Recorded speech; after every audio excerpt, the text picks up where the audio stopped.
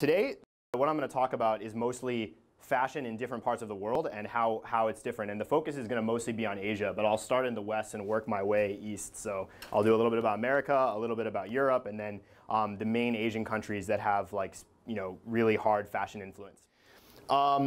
So this is a very famous painting. This is The School of Athens by Raphael. And this is an incredibly complex painting. I don't know, are you guys all familiar with this painting? Yes, I've seen it. So this painting is very famous because this painting depicts a massive amount of very important Greek philosophers and mathematicians and scholars. And in all of these, there's massive amount of people in this painting. And they all have their own facial expressions and their own outfits, and they're all doing something. And if you even look, there's like these statues on the walls, and there's all this detailing here. And there's an incredible level of detail. Like this image is amazingly dense visually. There's so much stuff in here. And yet when you look at it, you can understand what's going on in the picture very fast. So human visual recognition is extreme. It's incredible. It's really amazing because your eyes and your brain, they can take very dense visual information and compile what that means very, very quickly. And this is a great example of this, but this is exactly what happens with fashion. So when you're, no matter what you're wearing, when people see you, they can instantly construct this whole image about your persona based on what you're wearing very, very fast. So first I'm going to talk about American style, which is probably the worst style globally. American style is very, very, very casual. It's the most casual probably in all the major fashion centers, right? So American style is very casual. It's very safe. American guys don't like to take risk in fashion, and they really they don't like to dress up that much. So formal events in America, people will just usually wear really standard suit colors. They won't try to do anything very daring. Very neutral colors in America. You won't see very bright colors that often, and when you do, they really stick out, and that's why guys look gay when they're in America if they're dressing up. And very, very masculine. And like I said, fashion is very feminine, and when your style is more masculine, you don't look very stylish. That's just how it works. You can see, and by the way, all the pictures, unless I say otherwise, all the photos in here are fashion I consider to be pretty good. So this guy, it's very, very simple, but it's still pretty good style, even though it's simple. And the reason it's good is because there's actually quite a lot of visual information in this, right? Like he has this tattoo here, so that signifies something about who he is, right? He has a tattoo, who have tattoos, like bad boy types, or Zenas, you can look at, Zenas has a lot of tattoos. So he's got this belt, this is a really big, leather belt, so that's pretty masculine, right? His jeans, he has ripped jeans, again, that's a very masculine sort of thing. So he has pretty good build, he's pretty strong probably. So all of those things contribute to his image. Yeah, did you have? And still his fit is very good. Yeah, exactly. So his fit is really good. A lot of guys will wear the same outfit, but it's really baggy. So of course that's not really going to work because it doesn't look good. So I have just a few images. This is New York style. You can see very, very neutral colors. This is very, very safe, very, very basic. Both these guys look good. This guy's wearing pretty monochrome, majority black stuff. But he's layering. He has a sweater and a scarf and a blazer and jeans. And all of those layers sort of contribute. They add to the outfit depth. So you want to. And also this guy too, he's layering a lot. Scarf, this is probably a cardigan or some sort of wrap, and then he has this coat over top. He has these really sick driving gloves. I think that's what they're called, driving gloves. He's got these really nice suede shoes, jeans. He's got a hat that matches this. He has, I think these are sunglasses in here, and he's probably going to be wearing those. But that's a lot of stuff for one outfit. And that's a lot of visual information. So when you layer, you're able to communicate a lot more, and you're able to give a lot more depth. Again, going back, this guy, he still communicates a lot of depth, but some of that is because of the tattoo. Some of that is because of, and also his bag. Bags are an accessory. I don't really think this is a great bag. He could probably do much better. But your bags are also accessories, and they also contribute to the overall image. So yeah, layering is very important. And mostly in America, if you see good fashion in America, it's usually just guys who are layering, pretty much. They don't do that much with color because they're very safe. This is just some more American style. All this stuff is pretty good, but again, it's it's pretty safe. It's not that adventurous, but it all looks good. On the more like adventurous end, you have preppy style, which comes from America. And preppy style is a little bit more colorful. Like you can see, this guy's got a pretty nice tie. This guy's has a brighter color here. A lot of these guys are going sockless, and that's very, very common for preppy style. So preppy style is a little bit more adventurous. And you can look, there's lots of, if you just search like preppy style Pinterest or something, you can go and look at a lot of things from that style. And that's a really good American style to emulate if you like it personally and you kind of want to give it a try. All right, so so European style. European style varies a lot country to country.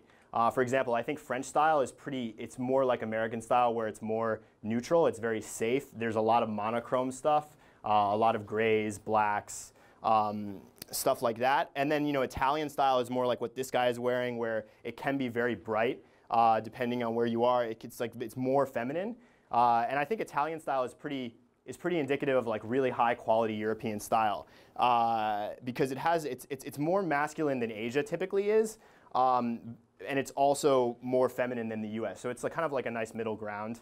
And you often see, like in Italy, guys are they're typically wearing more, or the stylish guys are typically wearing more like formal style stuff. Like, you see a lot of blazers, maybe scarves, ties, stuff like that.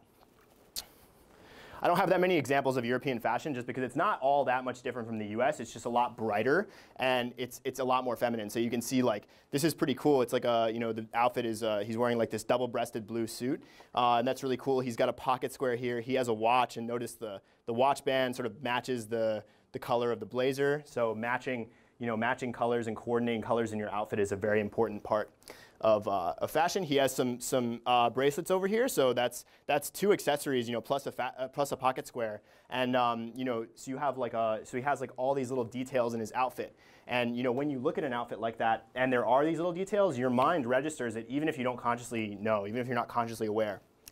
Over here, really nice use of color.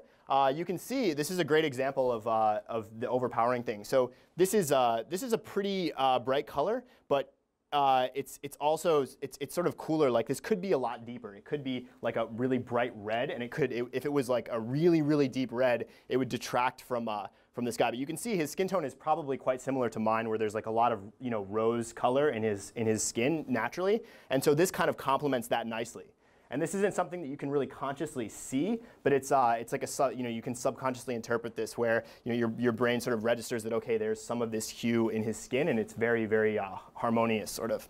So that's very good. And again, there's lots of small details here that are excellent. He's wearing like a cardigan underneath. He's got a tie. He has his sunglasses. He has a bracelet. He has rings. Everything about this outfit is really, really well done. The detailing is very, very good. And he's got a beard also, which this outfit is pretty feminine in general. But then he has a beard to like offset that. So it's all about there's no like hard rules for this, but you just want to find like, okay, what's the balance? How am I going to offset the feminine aspects of the outfit with more masculine things? Masculine things are like tattoos or having a beard or things like that. So Japanese style. Japanese style is probably the wildest stuff you're going to see in Asia, just because it's so unique and so impressive. This is really extreme. Like, these guys are Visual Kei bands. Visual Kei is like it's like a style of music, I guess, but really it's like a visual thing where the members of the band dress in these really outrageous outfits, and they're sort of like building an image. How many people know about hosts in Japan, like the host system? Okay, so hosting in Japan is basically like guys who are dressed very sort of like flamboyantly or like dressed very well. They'll work at a bar or like a club, and their job is to bring girls into the club to drink with them. So they'll stand on the street, and a lot of these guys, they do like pickup stuff where they'll like approach girls and they'll try to bring them into the club to have drinks, because each host, there's different types that and hosts look very similar to these guys, maybe a little bit more toned down. But I'll show a picture of a host later. But they're trying to really like draw girls in because each host makes money for the the drinks the girls buy. So they'll drink with the girls and they'll try to keep them drinking. And so there's a very good documentary actually called The Great Happiness Space, and this is about a group of hosts in Osaka. And then they talk about they talk about the pickup aspect of it and pulling girls in. They talk about the fashion, and you can see some really cool outfits on those guys in that movie. So I highly recommend watching that. It's very interesting in general. The Great Happiness Space, yeah. I think it's on Netflix, and So I talked about how like the European and the American outfits had a lot of visual density, but this is obviously way beyond that. They have tons and tons of stuff.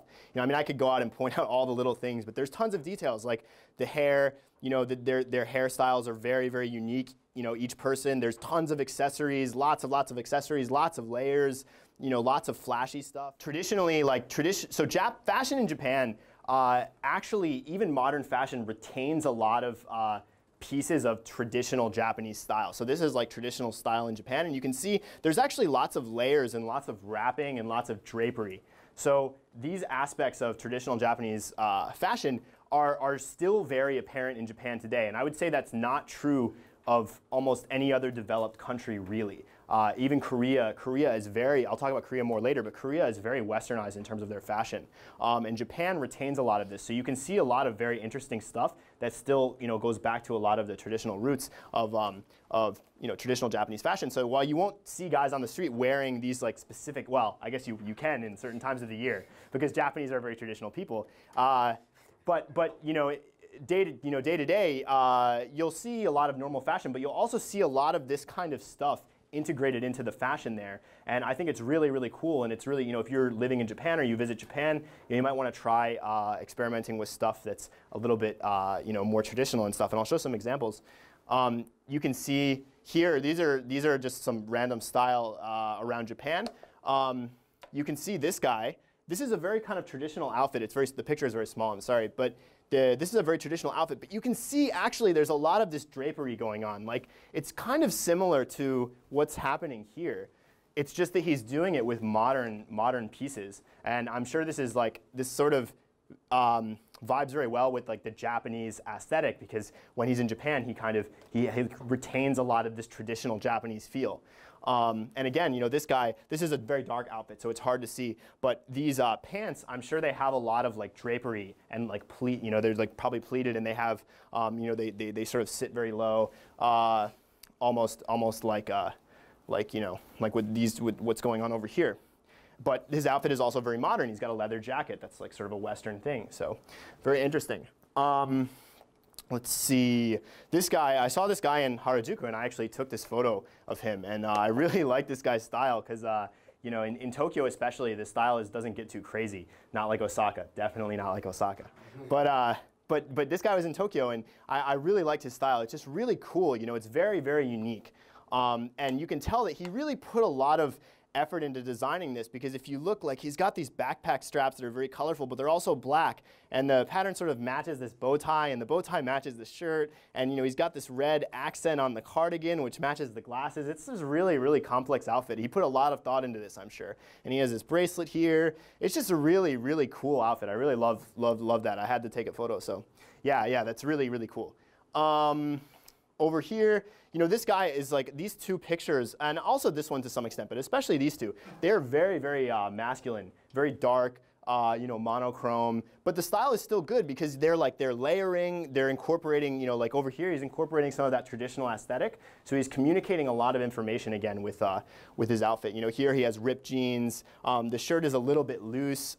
It looks like a little bit kind of worn, or there's like creases. His socks are colored here, which is pretty nice. A very nice accent is, adding little accents of color is very powerful. Otherwise his outfit would just be very monochrome, but he has this to sort of, set himself aside. This is a host. This is like a typical Japanese host outfit. And again, this is all black, but it's a very cool outfit. It's very complex because he's got all these different layers. He's got a waistcoat and like a vest over top of the waistcoat. He's got this shirt, which also has this sort of like wrapping thing, going back to the traditional stuff. His hair is very feminine, but he has these piercings, jewelry. This is like a very nice combination of masculine and feminine that you often see in Japan with Japanese men. Here again, this is like very, very cool. Lots of layers and lots of wrapping, drapery, again, going back to what I was talking about before. He has this cane, which is like a pretty cool accessory. Nice boots. The color is really great in this outfit because he's not sticking to a single color, but it's all in the same palette. So it's all monochrome. It's all like gray, you know, different shades of gray, shades of black. 50 of them. 50, yeah. Shades of gray and shades of black that are all like meshing together very well. And there's a lot of complexity in this outfit too because of all the layers and the variety of pieces he's employing there. So Japanese fashion is very, very out there, but it tends to be like the colors tend to be more neutral. They're not as bright as you might see in Korea, which I'll talk about in a moment, but also very, very loud in terms of the accessories they're using and the visual density that they're like packing into these outfits. Now, Korean style. So Korean style is probably the best overall style in terms of just like visual presentation. Koreans are very, very skilled at this. And I don't know, I think part of what sets Korea aside from Japan in terms of fashion is that Koreans have a really, really good sense of what is stylish from a very young age. And I mean all Koreans. You'll notice, I mean, lots of girls who aren't necessarily very naturally beautiful physically can do a lot of stuff, and Korean girls do a lot of stuff to make their image very, very good.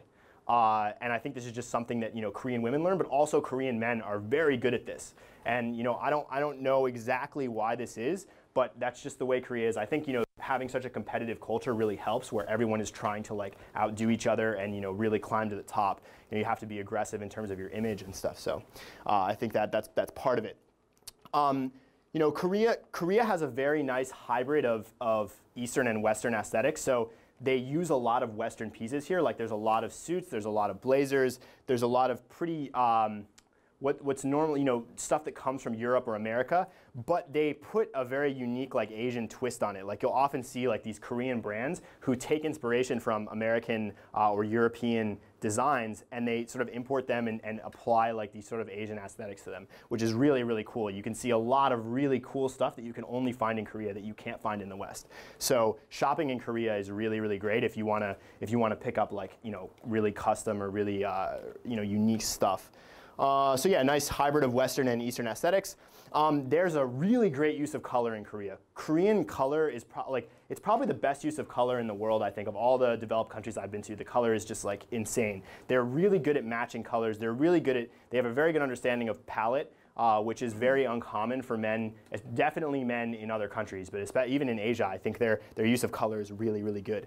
And Koreans are also very good at making simple outfits that look good. And they do this by using primarily color, fit, and unique pieces. And not all pieces of the outfit have to be unique, but sometimes it's just a very simple outfit on a Korean guy with one unique piece or one or two unique pieces or a couple unique accessories. So they're really good. If you want to see really good examples of simple outfits that you could use, if you go out to the club, you'll see Korean guys wearing this stuff. Even if you walk down the street, you'll see Korean guys who have really good style.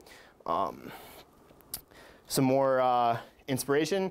Just a bunch of pictures of Korean guys. Like the color here is like, it's insane. He's using this blue shirt with a sort of orange belt, and blue and orange are complementary colors, so that works very, very well, but neither one is really overpowering. They're just like very harmonious stuff going on there. This guy has his hair dyed like sort of red, and then he's wearing these like red, I guess kind of plaid pants, which is a very cool combination.